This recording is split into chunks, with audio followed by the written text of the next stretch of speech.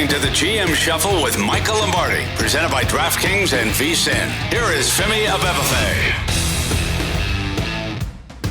Welcome to another edition of the GM Shuffle with Michael Lombardi, presented by DraftKings and VSiN. I'm your host, Femi Abebefe. As always, make sure to subscribe, rate, and review wherever you get your podcasts. Our producer, Elliot Bowman, with us on the ones and twos. And Michael, this is a podcast that many people have been waiting for. I have been waiting for this one. We're going to get to talk to the man, your cousin, Big Daddy Vince, later on in the pod, talk all things Packers. I can't wait for it. We're going to do a couple segments, then we'll get to Big Daddy, but folks are excited.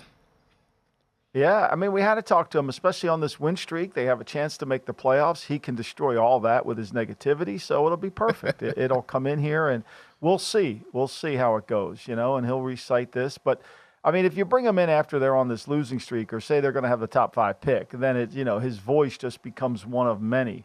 But now we have a chance to resonate and see the real what goes on, even when they were winning, and going to conference and going to the playoffs, which they never could get past the first round the last couple seasons, losing at home to Tampa and San Francisco. But it's an exciting day. We honor those who served us at Pearl Harbor. Unfortunately, it's always a tough day to think about that. Go back as we start this podcast, but it's in our remembering that we can hopefully move forward with that. And if you've never been there, Femi, I think it's kind of a powerful place to go and just look at and take in the awesomeness of the tragic events that happened, and and all those people that were just completely surprised by the attack. So, our thoughts go out to all the family members who lost or maybe have association, especially people that live in that area. Yeah, no, 100%. Obviously, a lot of wars that have taken place in our country's history, that one being like a very seminal moment that has happened in our country. So we remember those who fought in the wars, and obviously remember their families and loved ones who have lived on, obviously, after those events of the December 7th back in those days. But, Michael, the football side of this thing, Zach Wilson, the New York Jets. I mean, I think I forget. I don't know who tweeted this, but somebody tweeted this, and it's so on point. Has there ever been a team that we've talked more about that essentially has won 3 games? I know they're 4-8, but if you want to count the Giant game as a win, go ahead. Feel free. I mean, if the Giants make that kick, the game's over. Or if the Giants just run it for just kneel down, it's over. Anyway, but we've spent so much time discussing this team. And the dysfunction within the team that's even got Aaron Rodgers on Pat McAfee talking about, we got leaks in the building. Somebody said this, somebody said that. Well, that's true. This is what's been going on. This is why all this stuff that's showing up today, Femi, is going to prevent them from doing anything next season. Yeah, and we've talked about, like, what kind of culture do you build as a general manager if you're Joe Douglas, as a head coach if you're Robert Saleh, and this is kind of the culture, or lack thereof a culture, when times get tough. We're seeing everyone kind of playing the CYA, the cover your ass game of saying, hey, like, let me put this out there, let me put that out there. And like, a lot of people have said, hey, like, they've refuted what Diana Senior has reported there. But, I mean, clearly someone is telling her this stuff. I don't think she's making this up. Clearly something is going on. There were 2 reporters on the story. Exactly. There were 2 reporters on the story. It wasn't just one. I mean, it was confirmation. I mean, and isn't it ironic? Look, I know I am so down the rabbit hole on the J.D. Tippett murder in the Kennedy assassination. So yes, I have a conspiracy edge to me, but isn't it ironic that Tim Boyle went from being the second string quarterback to the starter to now he's on the street? Like, wait a minute, like, these things don't add up. I mean, not only do you bench Boyle, you dismiss him from service. I mean, that's a little bit of you got me wondering on that one a little bit here. But I think what it really points to, and again, I'm not picking on Saleh, but I think there's a lot to learn about him and his reign as a head coach if you're a coach, if you're a leader. And it's really the absence of leadership that you can learn. And, even going back to all the things that have been said in the past and all that there is, if you're observing this, if you were a management consulting company and you were examining this from afar, with no prejudice towards anything, and I really don't. I've never met Saleh before. I'm just observing this from afar. There's a complete absence of leadership within his command. There's a communication problem, right? The complete communication problem. 1 minute, Zach's not the reason we're losing. Next minute, he gets benched. Yeah. You know, 1 minute he's texting to the guy at WFAN, then he's coming back. They're all different kinds of things. The other thing, when you have ineffective leadership, you have an inability to make decisions, which is clearly the case. 24 hours, 10 minutes after that report came out, he's like, well, Zach came in my office. He wants to be the starter, but I'm not sure I want to give him the job yet. I don't know if that's the right thing to do. And then he decides he's going to do it. Poor performance on the field. That's another sign of ineffective leadership, right? They can't get it straight. You know, the ability to resolve issues is another area of a lack of leadership. How about this one? Slow reaction to change. You don't think he qualifies for that? I mean, the other thing is a lack of focus. Like, what is truly the focus of this program? Just Rodgers leaves, so now we're all going to go down the tank. Actually, one of the things that applies to ineffective leadership is being comfortable with the status quo. They all act as if because Rodgers got hurt, we all got a mulligan. Yep. And maybe they do, but there's no sense of urgency. They forgot about who they serve, which is another part of lack of leadership. You know, and then to me, the ultimate case and what was brought out in that report was the lack of accountability. Like, who's responsible for this? Everything gets put under the umbrella of, well, Rodgers got hurt, so that's it. Meanwhile, all these other teams are playing without quarterbacks, and nobody's saying, well, our guy got hurt. They're all trying to compete and win. That is the exact point that I wanted to make here with this, because, I mean, you have teams like the Cincinnati Bengals, who we watched Monday night with Jake Browning out there, and they were able to put up points. They're able to win a game on the road against a playoff caliber team. How about the Indianapolis Colts? They've had their franchise quarterback, their rookie quarterback, Anthony Richardson. He's been out since like week 5. They're sitting here at 7-5. I mean, the list goes on and on. The Minnesota Vikings, who, the last couple of weeks have looked shaky. I mean, Minnesota everyone was saying that they should go ahead and punt the rest of the season when Cousins snapped his Achilles and Jefferson went down with the hamstring. They're in the playoff mix, sitting at 6-6. Like, all these other teams have been able to make it work and not use these excuses, whereas the Jets is just like, well, Rodgers got hurt. Let's make the excuse. Let's go ahead and run it back in 2024, as if this was like some grand master plan that was going to succeed if Rodgers was healthy, which I'm still skeptical of that based on what we've seen this year. But it just feels like there's a whole lot of just like absolving themselves of accountability and just say, let's just run it back with our quarterback healthy, our desired quarterback in Aaron Rodgers. Like, it's ridiculous. I mean, if I'm Woody Johnson, I'm watching this, and I mean, to me, this is the perfect example of being, of really understanding how effective your leadership group is, you know. And Rodgers is complaining about we can't get to a championship with leaks in the building. Well, there's a bunch of leaks, and I'm not sure they're not coming from the same. They're coming from different sides of the hall, you know. I mean, Douglas hasn't had a winning record since he's been there. He's got a lot of good players on the team. He's had successful drafts, hasn't put together a winning team, right? You know, and so he never gets blamed. Salah's just saying basically, you know, we don't have a quarterback, so that's where we are, even though you have the second overall pick in the draft. I mean, when he got hurt, what did we say on that podcast? We said, look, their season's not over. If they're really good on defense, if they can play defense, play well in the kicking game, and not turn the ball over, get really good in the run game, find a way to utilize his skill set, 25 throws, they have a chance. But they can't do that. And, you know, Nathaniel Hackett, his offense has been, I mean, as bad as if it weren't for the Patriots, it would go down as one of the worst in the league. Unfortunately, the Patriots have a worse one. So, like, where is the accountability? Where does somebody come in there and say, look, this is really screwed up?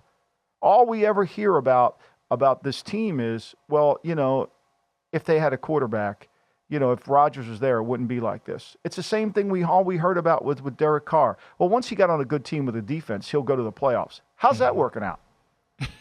How it's working out is fans are booing him, and they're cheering for Taysom Hill when he gets onto the field. That's how that's working out in New Orleans. But the Robert Saleh quote, we didn't even mention this one, that he told reporters, quote, "We always believed Wilson was the best QB in terms of giving us the chance to win." Like, if you believe that, why would you bench him for Tim Boyle? Like, if you truly believe that. There it is. There's exactly why, if you are a professional management guru and you're studying leadership for a living, then what he just said there is basically ineffective leadership. It's a perfect sign of having ineffective leadership. It is. And one of the other underlying areas of ineffective leadership is blame. And so with all these leaking of reports to the blame game, That shows there's nobody in the room controlling every conversation. The problem with a lot of these NFL organizations, they've gotten so big that everybody has way too many leaks. And the Jets have way too many within their own building. You have to be able to cut down on the amount of people that are talking behind the records, off the records, in the record. People are going to make stuff up. But the reality of it is you got to do a good job as the leader of an organization. And I'm not just talking about one leader. I'm talking about Douglas and Saleh. But there's a complete absence of leadership.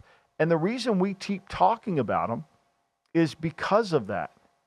Is because it's so obvious to all of us that they have no leadership that we keep talking about it. And yet we don't really understand that the reason we're talking about it is the absence of leadership. Do you think, in addition to the absence of leadership, there's also an absence of alignment between Saleh and Douglas? Because remember, we had this discussion when Robert Saleh pleaded the fifth on the radio saying that, hey, why are you playing Zach Wilson? That clearly this might be Joe Douglas wanting him to play Zach Wilson. Do you think those two guys are aligned? No, I don't. I don't think they've been aligned. I think Woody has created a situation where the general manager and the coach, when he hired Saleh, they kind of haven't had a blending. I don't think they've ever been. I think they've been on the same page. Here's a perfect example. Being on the same page and being aligned are not the same thing. Being on the same page means we all want to win. Being aligned means we understand how to win. We see it the same way. They clearly don't. And this has been going on. But this is the dysfunction within the Jet organization that has gone on and on and on.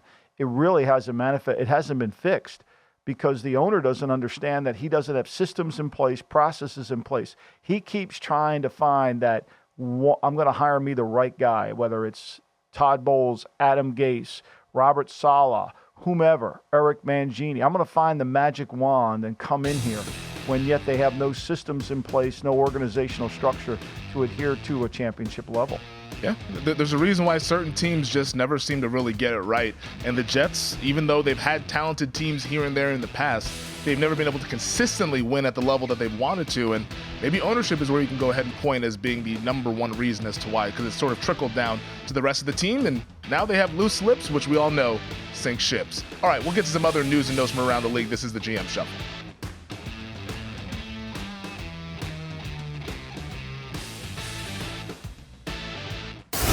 You're listening to the GM Shuffle with Michael Lombardi, presented by DraftKings and VSiN. Here is Femi Abebefe. Michael, scrolling Twitter, which can always be dangerous during the NFL season. It can always be very dangerous. Why do you want to do that? I came across a video, and it was over on the NFL Network, and the quote of it was David Carr, former NFL quarterback, now analyst at NFL Network, saying that Jalen Hurts should maybe take some time off and the Eagles should turn to Marcus Mariota. That was what the caption said, and I said, all right, I got to watch this because there's no way on earth that this is actually true. And I watched the video, and I was just sitting there being like, what in the world did I just take in here? Because David Carr is saying that, hey, maybe because Hurts doesn't look quite like himself, he should be benched for a few weeks to get healthy because they're already going to give up the number one seed to the 49ers, in his opinion, and then let's go ahead and have Mariota out there. Like, I'm sure you saw the clip as well. We'll get into what he actually said as well, but just your initial reactions to what I thought was just an unbelievably just wild opinion to have here in this NFL season. Because what he said was, if you pay attention to what he said, he said basically Hurts needs to sit because he's hurt. His knee's not well. Mm-hmm. And then he went on to explain that Hurts doesn't read coverages, and that's why he needs to sit.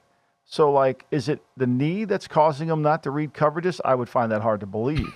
So, there was a complete, if you just listen to what he said, there's a complete separation of reasons why he's making that statement. Yep.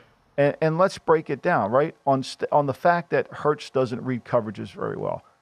David, I don't know where you've been, but that's always been Hurts' issue, right? That's always been. And that's why he got benched at Alabama and he came back and had to go to Oklahoma. And what the Eagles have done with him is no different than what other teams have done for their quarterback, is they put him in a system where he's not necessarily reading across the field or throwing the ball in rhythm. He's using his skill set as a quarterback to best throw the football. That's what he's doing. He's never going to be a rhythm thrower. He's never going to be a West Coast offense thrower. He don't have to be. He's good at what he does. He's accurate down the field. He's improved his accuracy over his career. He's improved his decision-making over his career. And the Eagles have designed an offense that fits his skill set. Play, action, pass. What I would go back to tell David Carr is David, do you realize that Kyle Shanahan, as good as everybody thinks he is, especially after that performance in Philadelphia, is 0-38 when his team trails by 7 or more points going in the fourth quarter? Is that because Kyle's a bad coach? Not at all. Not at all. The reason Kyle can't play from behind is because he's built his team with a play-action-pass style of offensive line that when it gets into a drop-back pass game, then he has problems, okay? That's where he has problems. And if you watch the if you watch the Eagles over the last few weeks of the season, this is kind of an interesting thing. If you watch them over the last few weeks of the season, they have not been able to run the ball as effectively as they used to run it. And they haven't been able to stop the run. And so because they haven't been able to get the lead and play from in front, they are more inclined to get away from what their general offense is, which is run the ball. When you're playing from behind, you can't run it. You can't, the play actions don't work as well. I mean, so there lies the problem. So resting him to think he's going to improve his decision-making is, to me, one of the most ridiculous things I've ever heard. The most interesting stat in getting ready for this weekend's game that I came up with is when you look at this Eagle defense, okay, it's really kind of shocking, right? Is the Eagles defense this season, okay, has been able to, in the first 9 games of the season, they held their opponent to 65.66 yards. They only allowed 591 yards rushing the first 9 games of the season. The last 3 games of the season, they have allowed 487 yards, 162.3 yards per game. Think about that now. And so why is that? Is that all of a sudden they're a bad run-fit team? No. It's because they've not been able to play from in front. Teams have been able to run the ball, keep their offense balanced, and take chances and throw the football. And I think ultimately there lies the problem. And then so Hurts has to play catch-up. Yeah, and Hurts, to his credit, they've been good in catch-up mode. Now, last week was a different story. The Niners blitzed them, and that's a team that you don't want to be in catch-up mode against. But we saw them in catch-up mode against the Bills and catch-up mode against the Chiefs, and they've been able to make it work here. To me, it just Philadelphia, like you said, like the run game not being elite like it used to be, or at least it was a year ago, I think is one of the reasons why that this offense, while the passing numbers might be better, doesn't look as efficient as it might be. But I still think the Eagles defense is what you outlined is like the biggest problem with this team as of right now, because we've always said with Philadelphia, if you can block them, you can move the ball down the field. And this week, Dallas, with a pretty good offensive line, do you think that they can block them and find those holes in the back seven that other teams have been able to find over the past month? Well, I mean, the last 2 games they've played them, the one in Philly and the one in Dallas. Now, Hurts didn't play in that game. Dallas had over 400 yards of offense. But I will say in the last game, Steele struggled to block Riddick. He did. Yep. And if you watch that game closely, you know, they struggled to block consistently up front. And even though they gained yards in the back end, they struggled. They went for it 5 times on 4th down. Early in the game, they went for it. They were very aggressive in the passing game in terms of Mike McCarthy's play calling. So they have struggled, especially Steele at right tackle, has struggled to block the front. And I think that's going to be the key to the game, because if they protect, you're going to attack. One thing you do when you watch a Kyle Shanahan tape, and this is what makes the league so fascinating, is when you get a really good coach like Shanahan or Belichick or you know, Andy Reid, you put on their tape on how they want to attack a team. It's pretty clear what they value your team as. And if you're objective as an evaluator, if you're the New York Jets and you get done playing a team like that, they declare who you are as a team or what they think you are. You can accept it or you can ignore it. But it was pretty clear watching the tape of the 49er game that Kyle had very little respect for the secondary. 0. And he was going to be very aggressive in his play calling and his passing game. He was not trying to formation to run. He was trying to formation to throw. He repeated plays, which makes a very good coordinator. He demanded that they beat it, and he knew they couldn't tackle.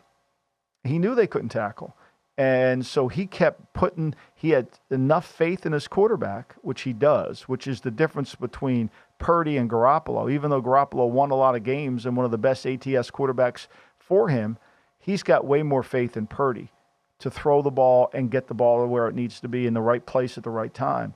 And he went after him relentlessly. And there's elements of the first Dallas game where Dallas went after him relentlessly. Like McCarthy saw the same thing that Kyle saw. Problem was 3rd and 1, they drop a pass, they have to kick a 51-yard field goal. Can't score in the red zone. And so their execution wasn't as good as San Francisco's execution, but they saw the same thing. Yeah, and that was a lot of the talk out of the game when we were talking about, hey, like there's no moral victories, but they were saying that, hey, we felt like we found something in this game. And ever since that game, the offense has kind of exploded. Now, obviously, we put the caveat out there. Everybody screams it, that the Cowboys, the competition that they face hasn't been good. But you can pinpoint that game saying that was sort of a pivot point for this Dallas offense post-Niners blowout to where they've started to find some success in this passing game. My concern, and right now, like the spread in this game is sitting at 3.5, the total's at 52, so a lot of points are expected.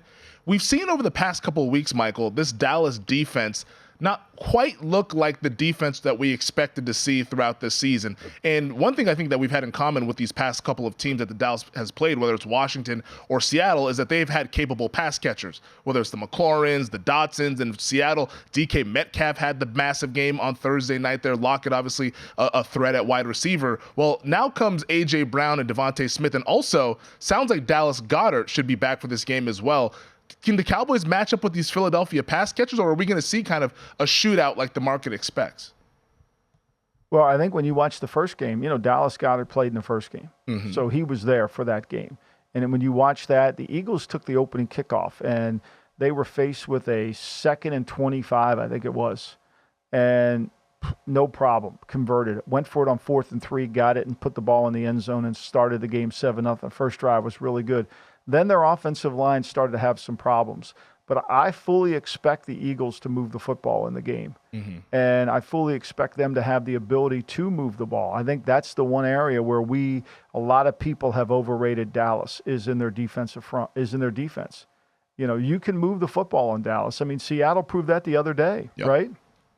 Now, they played really good. I mean, look, they only gave up against Philly 292 yards.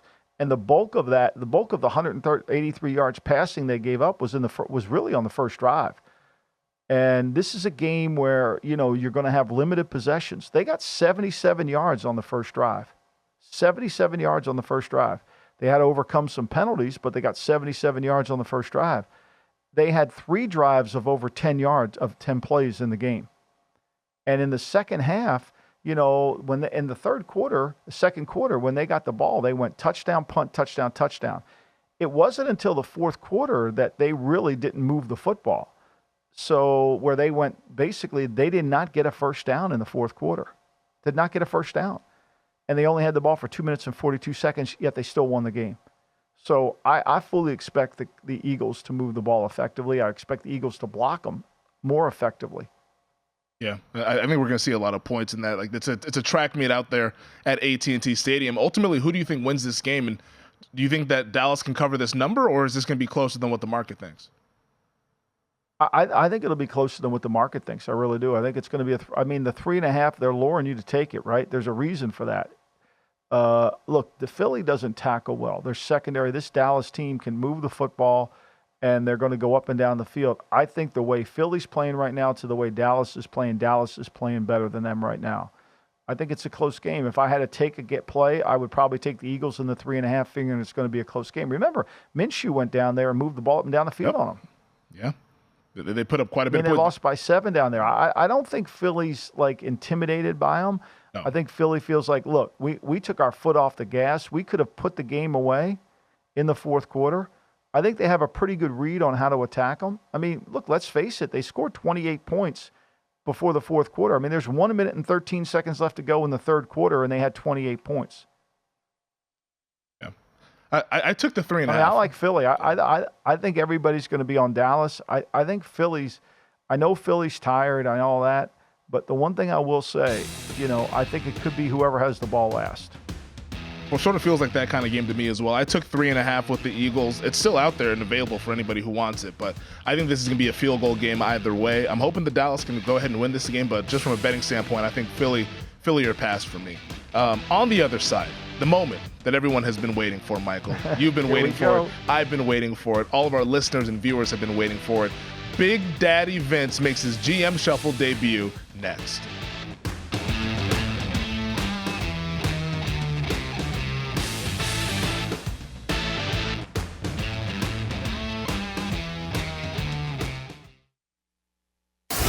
You're listening to the GM Shuffle with Michael Lombardi, presented by DraftKings and VSiN. Here is Femi Abebefe. Oh, let's get right to it. What everyone has been waiting for, they've been tweeting us all season long, wanting to get the takes and wanting to meet the man, the myth, the legend, Big Daddy Vince, and he is here on the GM Shuffle podcast with us. Big Daddy, welcome to the pod, making your GM Shuffle debut. Years in the making. How we doing today? We're doing great. Thanks for having me. I mean, we're excited to have you. We're honored to have you. Instead of me having to read your text, we get to read about it. Here's where we want to go. Big Daddy, tell them about how you came up with the moniker LaFuck. Okay, so we're looking for a head coach. They hire Matt LaFleur. Never heard of him. When I did a little research on him, never had winning anything. Never did any winning anywhere. I'm like, Matt LaFleur? It should be Matt LaFuck. Well, who is he? So that's how it all came to fruition. And do you like the fact that he gets a haircut every week? I mean, are you jealous of his ability to get haircuts? As a matter of fact, I admire him for that because I do love that. I think he looks good on the sidelines there. You know what I mean? He's in shape, takes care of himself. He looks good. And he gets the crowd going at Lambeau. Well, we'll see. I don't know about that. There's a we'll see. We'll count the we'll sees. We'll count the we'll sees. Count those. There's going to be at least 20 let's start off with your love affair. You really appreciated the Ted Thompson administration, didn't you? My favorite GM of all time. And why is that? Well, he drafted Aaron Rodgers. So, you got to love him for that.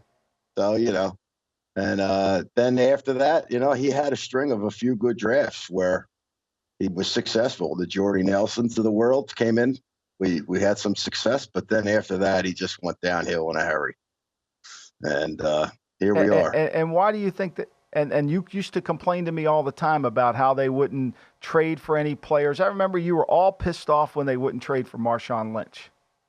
Absolutely. A 4th-round draft pick, right? 5th-round draft pick from Buffalo. It was a bag of potato chips. It's the same thing with Josh Ernst. Goot's a disciple of Ted Thompson. He didn't want to trade for Josh Ernst, and we had no tight end. He was a 5th-round pick that went from the Cardinals. Yeah. Oh, you mean Zach Ertz? Zach Ertz. Zach Ertz. Yeah. Zach Ertz. Yeah.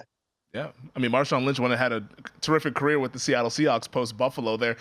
Big Daddy, I want to get your thoughts on this season's team, the Jordan Love-led Green Bay Packers this year. As they're sitting out 6-6, we had a rough stretch to begin the season. First half of the season, we were reading your text on the pod, and it wasn't going well. Now, they found something, Big Daddy, or are we all falling for the tail, the banana in the tailpipe? Or are you confident in this Packers team, or is this just kind of going to be a heartbreaking end of the season? Well, it's too soon to be confident, but yeah, Love has looked great the last 2 weeks, right? Would you agree? I would. He's looked really good. Yeah. Do you give the credit to Love or do you give it to LaFleur? Who do you give the credit to? Well, I think you got to give it to a little bit of both of them, yeah. And where are you on Joe Barry and Jai Alexander? I know that's a constant theme of complaining. Come on, all the guys they drafted on defense, don't get me started. They're either hurt or they're playing Now, we poorly. want to get you started. That's why you're here. We want to get you started. This is why you're here. We want unfiltered, uncensored. I got to be a little filtered here. Come on, maybe the next time, not this time. Anyway. Look at Wyatt. They brought Wyatt in to stop the run. He averages 1 tackle a game. Come on. I could probably go out there at my age and throw my body on the ground and tackle one person. Come on. It's terrible. He was a 1st-round draft pick. He was. What about Eric Stokes? He was. And Jai Alexander the last couple of years has always been hurt. Stokes can't play either. He's always hurt. Always hurt, Stokes. We have this love affair for defensive backs, especially, and we just keep drafting and trading up to draft them like we did. And I loved Savage at first, but he realizes if he plays that way, he's going to be hurt. So he doesn't tackle anybody anymore. Yeah, I mean that's. And so, do you have faith in Joe Barry? No, I wish they would have hired Todd Bowles instead. Well, he wasn't available. I think he was when he got fired from the Jets. Oh, okay, I got it. Yeah, that's right. No, he was. All right, you're right. Fired as a head coach, he was available. Yeah, but you know they didn't want to pay him that kind of money. Well, I don't think you're the only Packer fan that's has some questions about Joe Barry, even though the defense. I mean, pass defense has been a little bit better as of late. The run defense, you can still run on them. I don't know why Kansas City stopped trying to run the football when they got in the red zone in the game last Sunday night. That was crazy, right? It was crazy. They have no receivers and they're throwing the ball. And Witchmacallit had 110 yards in the first half. I mean, and they stopped running. They gifted it. They gifted us the game. So no question. All right. So now you got Tommy DeVito. Do you think you can win this one here in the Meadowlands? No chance. I don't. Oh no, you think the Packers can win? I think we win that game. Okay. No, I do. I think we win that game. I do. Okay. Okay. And do you think they can make the playoffs, or are you going to give me the we'll see answer? It all depends on who else is coming on strong here at the end of the season, right? I mean, you look at their schedule; they can go 4-2 and finish 10-8, 10-7. So yeah, they have a good, or 9-8, and they can have a good chance. And then, would you vote for LaFuck for Coach of the Year? No. No chance. Why not? You wouldn't get. Look at the turnaround. Come on, man. Come on. No chance. Not a chance. No chance. I mean, the guy he has a winning track record. Won a couple 13-win seasons with Rodgers. Now, if they get to 10, 11 wins with Love, I mean, do you think that was him? Do you think that was him that won that helped win those 13 games, or do you think it was Rodgers? I mean, it was more Rodgers, but he was there. He was leading the team, and now they're winning now. That's true. Good point. No, I don't think he's Coach of the Year. Not at all. Not at all. Yeah. And so, like, if you were running the team right now, what would you do in terms of, would you try to sign more deep? Like Rasul Douglas, were you upset that they traded him, considering they should have traded to Alexander, but he was hurt. They should have dumped Alexander. They just paid him, though. We just paid him $20-some million a year. He's not worth it. He's always hurt. You wouldn't have paid him. No. I wouldn't have paid Aaron Jones either. I would have kept Williams. I would have kept Jamal Williams for $5 million instead of paying him $12 million. Yeah. And do you think, but you don't like Aaron? I mean, you like Aaron Jones, so I thought you like Aaron Jones. I do like Aaron Jones. But he's sucking up too much of the salary cap at this point. And he's always hurt now, too. Yeah, he is. He's not playing. All right. So which one of these young receivers has caught your eye? Watson. Reed. Reed is really exciting. Reed is really exciting as well. And he's running back punts, too. So, we no more Amari Rodgers running back punts and kickoffs. Yeah, that's a thorn. He was terrible. Amari Rodgers was a thorn. Right there. Beautiful. Yeah, I probably have 50 texts on Amari Rodgers about why we drafted him in the third round. He's out of the league. Yeah, I was I don't think he's resurfaced anywhere. So you're not a fan of Romeo Doubs? Like you don't like what he's in? I do like Doubs. Okay. I do. Okay. But Reed is really exciting. He's got a lot of speed. Yeah. I like him. Tell people when you watch a really shitty play, when we're watching the games together, how you just associate that play with LaFleur. With LaFleur and with Goot. Why do you pick on Goot so much? Like, I think that's unfair. I think I know you like they got some good young players. He does have some good young players. You're right. So how do I equate it with LaFleur? Let me tell you, it's just like the Tampa Bay playoff game, right?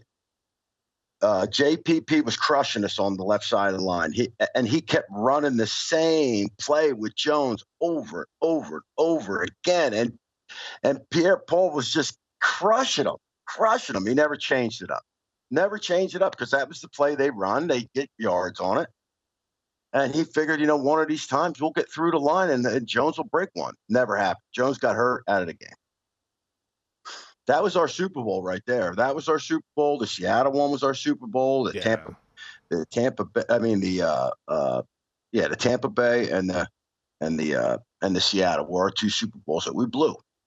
Well, you mentioned the Seattle one. Oh, Michael, you can go ahead. No, go ahead. Oh, I was gonna ask you, like the Seattle one, that was the McCarthy-led Green Bay Packers. What do you think of the job McCarthy is doing now in Dallas? I'm a Cowboys fan, so I've inherited your guy, Mike McCarthy. Like they're starting to find some things here a little bit. You a fan of McCarthy? I like McCarthy. McCarthy was a good coach. I like him. Okay. Yeah, I do. I think he's a good coach. I had no complaints with McCarthy. Of course, he had Aaron Rodgers. That makes a big difference, man. Big difference. Yeah. All right. So, but you are angry with the fact that you've had Brett Favre and you've had Aaron Rodgers, and as a fan, you've only won 2 Super Bowls. So why don't you carry it before we let you go? Why don't you go into that? Well, you guys should do a 30 for 30 on it, because when you got 30 years of back-to-back 7 MVPs, and you go to 3 Super Bowls and only win 2, it speaks for itself. It's either poor coaching or poor management or both. You know, I'm not saying we should have won with Belichick won in New England 6, but we should have knocked on the door half a dozen times, and we didn't. I agree with that. And what do you think the reason is they didn't do that? Why do you, from your viewpoint, Nick? Because just like I said, they won't plug and play. They won't go out and trade for somebody, because God forbid they give up a 4th-round pick for anybody, 3rd-round pick for anybody. Look, if you study, and we talk about this all the time, if you do what Belichick does, you're going to put it together a winning team. If you look at the Eagles, you look at Kansas City. Kansas City wins the Super Bowl. They went out and got Tony, a wide receiver. He's horrible this year, but last year he helped them win the Super Bowl. We won't even trade a 4th-round pick for Marshawn Lynch, who came back to haunt us 3 years in a row. He ran all over us. So your main gripe with Goot and Murph and the crew is that they're not aggressive enough. That they don't go out. Not at all. Okay. All right. Well, not even a little bit. Do you think Ernst, the tight end? You look up our tight ends back then. They were horrible. They were horrendous. You're going to get a proven tight end who could catch the ball. We lost that game in San Francisco 13-10. You think a tight end would have helped? I would think. But no, Duke didn't want to give up that 4th, 5th-round pick. All right, so we make a promise. We're going to bring you back when it's time when the Packers make the playoffs. And we're going to break down the Packer game in the playoff with you. Yeah, we're going to want to break down the history of poor GM work from the time they drafted Tony Mandritz instead of Barry Sanders. That was a good draft pick. Remy, back me up there. Remy, back me up with that one. Come on. We'll wrap up the pod next.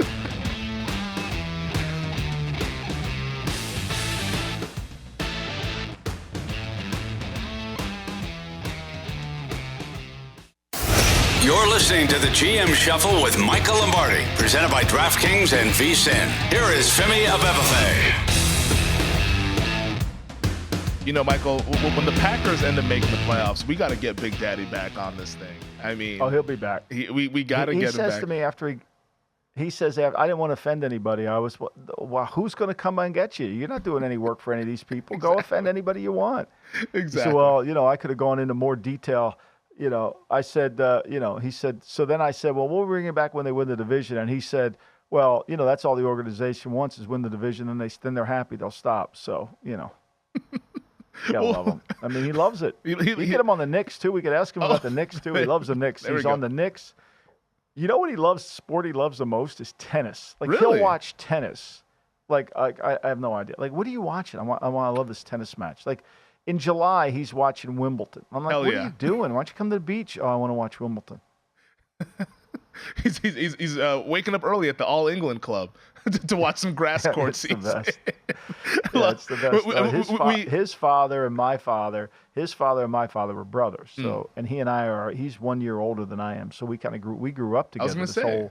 through all of us. Yeah. So that's how long that's been going on. Well, I mean, it goes to show you, like, football brings the family together, and it's everything. Like, it's a whole lot of fun. Like my family, we're all Cowboys fans. We got a couple Seahawks in the family and stuff, and Cowboys Seahawks, they play last week. It brings everyone together and get a little bit of friendly jabs going back and forth. So it's why we love this game. That's awesome that you guys kind of had that relationship going over the years. We only got one we'll see.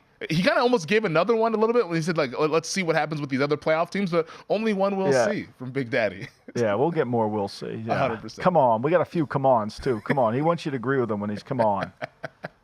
No, love it. So we'll bring it back at the end of the regular season. But let's get to the games in Week 14 because we have a lot of intriguing ones. I want to start in Arrowhead. We'll get to the Trevor Lawrence versus the Cleveland Browns and that whole deal. But this Bills-Chiefs game, just because I think the market movement on this has been really fascinating. Buffalo, coming out of the bye, has been getting bet, and this is essentially a playoff game for the Buffalo Bills as they take on the Kansas City Chiefs. Yeah. Chiefs right now 1.5-point favorites, total 48.5. Do you find this as a potential get-right spot for the Bills to maybe get back into this AFC wildcard race? I mean, look, you could have Buffalo plus 3 at the beginning of the week. Then it went to 2.5 just right away, and now it's down. A lot of Buffalo money coming in, and it's understandable, right? Because why? We know the Chiefs have struggled in the fourth quarter, and we know Buffalo achieves in the fourth quarter. I mean, Josh Allen, if you're playing Buffalo now, you're saying to yourself that, all bets are off. He's going to run. He's going to throw. He's going to do everything in his power to will the Bills to get there. And, you can all say, well, I'm going to take Mahomes in a close game all the time. Well, at some point, we got to stop giving Mahomes the benefit of the doubt because maybe the team around him isn't as good. Maybe the team around him, like everybody thinks that Kelsey's still Kelsey. And when you watch Kelsey on tape, he's not the same player. Now, it could be the injury. It could be age. I don't know what it is, but he's not the same Kelsey that he was last year. I mean, it just happens. It's just human nature. Yeah. As you get older, you're not the same player. And he's had this injury that he's kind of fought his way through. But when you go back and see it and you look at he doesn't have, and there's no one else to take the pressure off of him, right? There's no one there to say, okay, Travis, we're going to take the pressure off of you. And I think that's kind of what happens, I mean, last year he averaged 12.2 yards a catch. This year he's down to 11. Last year he had 12 touchdowns. He only has 5 so far this year. Last year he had 78 first downs in 17 games. This year he's only got 43 in 11 games.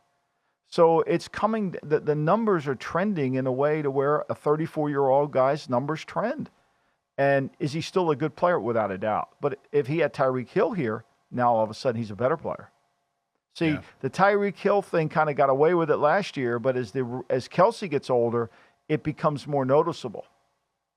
No, I think that's a really good point to bring up because we talk about how they can't really find explosive plays, and when they do find them, unfortunately, receivers drop them. But Kansas City, it feels like they're trying to fight a little bit harder than they've had to move the ball offensively, and now you have this Buffalo team coming into where I do believe we're going to get Josh Allen running the football, Josh Allen doing those things because, hey, like all that, let's save him for the playoffs. We don't want to get him banged up. There will be no playoffs if you don't win this football game. Like there have to be a point to where all systems go, all hands on deck here for the Bills. A banged up defense, but I think that Buffalo can go in there and give them a game. Like I kind of think Buffalo's going to win on Sunday.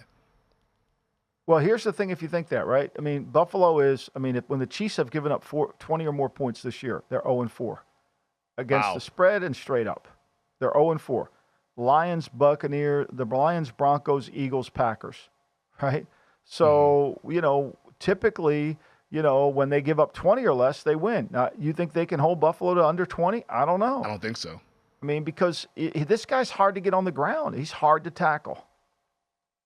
It's going to require that offense to do what it hasn't been able to do so far this season. Let's get it moving to some of these games. A lot of games, Michael, over on the East Coast, expected to be impacted by weather. We're talking about rain and some wind in some areas. And, of course, Cleveland is the hot spot for a lot of weather when we talk about NFL football games. The Browns, 3-point favorites, hosting the Jacksonville Jaguars, total 30.5. And this is obviously the line is implying that Trevor Lawrence unlikely to play. Doug Peterson has not ruled out Lawrence, and they're trying to fight around the clock rehab and all that stuff. But on a short week, suffering a right high ankle sprain, I think that we're likely to see C.J. Beathard in this one for the Jacksonville Jaguars. And he's hurt. And he's hurt. Okay? And he's hurt. So, and Kirk's hurt, so Kirk's not going to play. Now I think the weather reports were a little exaggerated earlier in the week. Winds are now somewhere around 10 miles an hour in Cleveland with no rain. Same thing in Cincinnati. You can, like when I started the week off, I wrote in my notes, because I had such a shitty week last week against Russo. I wrote in my notes, like, avoid these bad weather games. Because why risk it? Now, Rams-Raven, I think, is still going to be bad weather. Houston-Jets is still going to be bad weather. But Detroit, Chicago, Indy, Cincy, and Jacksonville, Cleveland have a chance to have wind but not rain. So, they could be back in play if you wanted to play those. But for me, I think the way Flacco played and the way this defense plays at home, it presents a huge challenge. This is kind of two conflicting teams coming at each other, right? The Jaguars are really good on the road. They're undefeated on the road. Yeah. Right? They're undefeated on the road. We know Lawrence plays better on the road. Cleveland is a great defense at home. They're not very good on the road. So where is this all going to come to? And if CJ Beathard's hurt, where does this go to? I can't imagine Lawrence is going to play off of that, especially against this front with offensive linemen hurt too now. They've got injuries in their offensive line too. So this isn't just, they've got a few guys hurt. I mean, they've got offensive linemen hurt too. Yeah, Cam Robinson's been hurt. And so I think that's and against Myles Garrett played last week. I would assume he's going to be better this week. So I think that's a tough challenge. Yeah, no, I think, and it's likely the Browns haven't committed to anybody yet, but I would expect it to be Joe Flacco at quarterback instead of Dorian Thompson-Robinson, just based on what we saw last week. Like I said on the pod on Monday, can we stop the nonsense? Like, that Flacco performance was better than any quarterbacking performance the Browns have gotten, maybe with the exception of one game, Watson in Baltimore. But, through Watson's time there, that game there, I know he didn't win it, but that was one. And the thing that made it really clear was how much confidence Stefanski had in calling pass plays for him. Like, Stefanski didn't try to protect the guy. And the guy just got off the couch. He's like, Big Daddy, he just came in, showed up, does a segment, and gets out. He said, I can do that. Let's go ahead and do it. And Flacco was letting that thing rain down the field there. Let's move it to the Baltimore game. You mentioned it, like there should be some weather in Baltimore. They're hosting the Los Angeles Rams. 7.5-point favorites, total sitting at 40. Everybody was going to talk about, you're going to listen to this all week about John Harbaugh coming off a bye, John Harbaugh with rest. Well, I mean, when you look at it, okay, and I kind of thought that too. I'm saying, okay, that 7 number seems a little bit large. Rams going outside, and all that stuff. But off of bye weeks with Lamar, they won last year 13-3. They lost an overtime game to the Vikings, 34-31 off a bye at home. Lost to the Steelers, 28-24. So the last 4 home games, the last 4 times they've had a bye, they've had a home game. And off the bye, they're 1-3.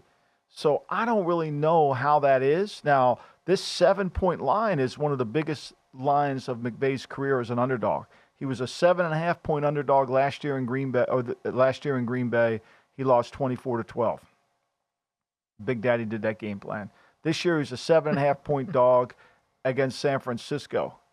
He won that 30-20. They lost 30-23, but he covered with that half point. And then he was a 16.5-point dog in 22 against Kansas City, and they covered that by a half a point. Aren't you concerned though with Lamar versus the NFC? Because we've done this dance twice this season when Detroit went in there getting 6, Seattle went in there getting 6, and they just got blitzkrieg. Like Lamar versus the NFC. My instincts were take Baltimore early in the week, and I'm really happy that the weather comes in here and I'll just be happy to watch it. Yep. Just going to be happy to watch it. Just get the game out. I'm not taking it. I'm not touching it. Nope. There's no way.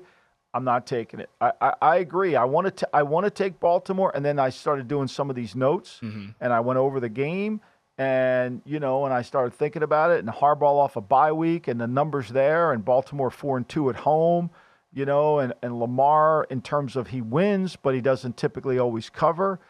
You know what? I'll just stay at that. I'll stay there. Yeah, we don't have to bet every game on the board. Are you taking the Chicago Bears? Because a lot of people have been taking them this week. This has gone from 6, 5.5 to now sitting at 3.5. We might hit 3 by the day's end here as they host the Detroit Lions. You're going to hit 3. Yeah. Well, I mean, look, it's a windy game. It's a cold. It's not. I don't think it's going to be as cold as everybody thought. You know, this Lions team, one thing that concerns you about the Lions, the McNeil injury, right? They put the defensive tackle, who's a good player, McNeil, on injured reserve. They lost him. And this Bear team can play the run. And the Bears played them really well. And when you go over Justin Fields against the Lions, last time he played 18 carries, 104 yards. The year before that, 10 carries, 132 yards. In the same year, 13 carries, 147. The Lions have trouble with movement quarterbacks, and this defense hasn't played well. Now, for me, I don't think I'm going to touch it either because the wind, and I don't trust Fields' ability to throw the ball with accuracy in the wind. Yeah, and it almost feels like you're kind of late to the party, too, if you want to back the Chicago Bears. Like, that party was at 5.5, 5, 4.5, 4, now at 3.5. Every time the line moves toward a team, I think you have to be really careful to bet that team. Yeah, sometimes there's no meat left on the bone, and that might be the case here with this Bears-Lions game. Obviously, we will react to all of these NFL games coming up on Monday's pod. We will see you guys then, but thank you to our producer, Elliot Bowman, with us on the 1s and 2s. Thank you to Big Daddy making a special guest appearance, and Michael. Yeah, thanks, Big Daddy. I'll see you on Monday.